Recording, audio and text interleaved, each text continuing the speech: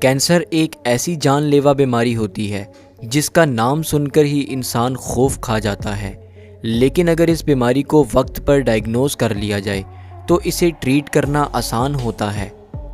Cardiovascular disease के बाद दुनिया में अमवात की दूसरी बड़ी वजह कैंसर ही है। तो चलें कैंसर डिजीज़ को डिटेल में समझते हैं। हमारी बॉडी के सेल्स में मौजूद डीएनए के अंदर सेल्स की सारी एक्टिविटीज़ को कंट्रोल करने की इंफॉर्मेशन प्रेजेंट होती है, जैसा कि सेल्स ने कब और कितना डिवाइड होना है, सेल ने कौन सा फंक्शन परफॉर्म करना है और सेल ने किस जगह पर रुके रहना है। इसके अलावा हर सेल का अपना लाइफ स्पैन भी होता है और वो लाइफ स्पैन गुजारने के बाद डीएनए की इंस्ट्रक्शंस पर सेल अपने आप को डिस्ट्रॉय कर लेता है। इस प्रोसेस को एपोप्टोसिस या प्रोग्राम्ड सेल डेथ कहा जाता है। ये प्रोसेस बॉडी को हेल्दी रखने के लिए बहुत ज़रूरी होता है, क्योंकि इस प्रोसेस के नतीजे में ओल्ड और नकारा सेल्स बॉडी से ख़त्म होते हैं और साथ में न्यू और हेल्दी सेल्स को ग्रोथ और फंक्शन करने का मौका मिलता है।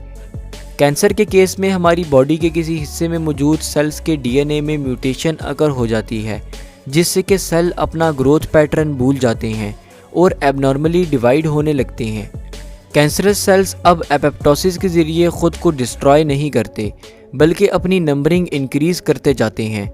जैसे जैसे सेल्स एबनॉर्मली डिवाइड होने लगते हैं, इनकी नंबरिंग इंक्रीज़ होती जाती है और करते करते ये सेल्स किसी स्पेसिफिक एरिया में स्वेलिंग सी क्रिएट कर देते हैं, जिसे ट्यूमर कहा जाता है।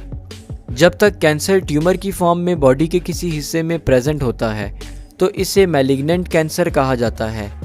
इस स्टेज में अगर कैंसर को डायग्नोज कर लिया जाए तो इसे ट्रीट करना ईजी होता है, लेकिन अगर डायग्नोसिस में सुस्ती कर ली जाए तो फिर ये कैंसरस सेल्स ट्यूमर से अलग होकर लिम्फेटिक सिस्टम या ब्लड वेसल्स के ज़रिए ट्रैवल करके बॉडी के दूसरे हिस्सों में फैल जाते हैं और अलग अलग ऑर्गन्स में जाकर डिवाइड होने लगते हैं। जब कैंसरस सेल्स ट्यूमर से टूटकर बॉडी के बाकी हिस्सों में ट्रैवल कर जाएं तो इस कंडीशन को मेटास्टेसिस कहा जाता है। इस कैंसर को अब ट्रीट करना काफ़ी मुश्किल हो जाता है। चलें अब देखते हैं कि कैंसर की बीमारी हमारी बॉडी को अफेक्ट कैसे करती है। जैसा कि हमने समझ लिया कि कैंसर की कंडीशन में बॉडी के किसी ख़ास हिस्से के सेल्स एबनॉर्मली डिवाइड होने लगते हैं। अब जैसे जैसे ये सेल्स अपनी नंबरिंग इंक्रीज़ करते हैं, वैसे वैसे बॉडी में मौजूद हेल्दी सेल्स के लिए अपना नॉर्मल फंक्शन परफॉर्म करना मुश्किल हो जाता है। फॉर एग्ज़ाम्पल, अगर किसी शख्स को लंग्स कैंसर हो जाता है तो इस पेशेंट को लंग्स से रिलेटेड सिम्टम्स अपीयर होने लगेंगे, क्योंकि उसके लंग्स अब अपना नॉर्मल फंक्शन ठीक से परफॉर्म नहीं कर पाएंगे। और फिर अगर कैंसर लंग्स से निकलकर बाकी ऑर्गन्स को डैमेज करेगा तो और भी सिम्टम्स बढ़ते जाएंगे और जितना कैंसर फैलता जाएगा उतना ही बॉडी कमज़ोर होती जाएगी और इस तरह करते करते डेथ अकर हो जाएगी। कैंसर की बहुत सारी टाइप्स होने की वजह से कैंसर के कोई स्पेसिफिक सिम्टम्स तो नहीं होते, लेकिन कुछ सिम्टम्स हैं जो अगर नज़र आएँ तो कैंसर डायग्नोसिस के लिए डॉक्टर के पास चले जाना चाहिए।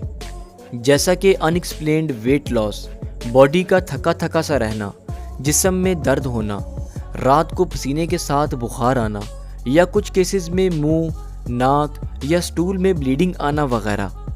कैंसर की डायग्नोसिस एंड ट्रीटमेंट के लिए बहुत सारे प्रोसीजर्स होते हैं, जिनमें से कुछ प्रोसीजर्स पर हमारी वीडियोस अवेलेबल हैं और कुछ को हम अलग अलग वीडियोस में डिस्कस करेंगे।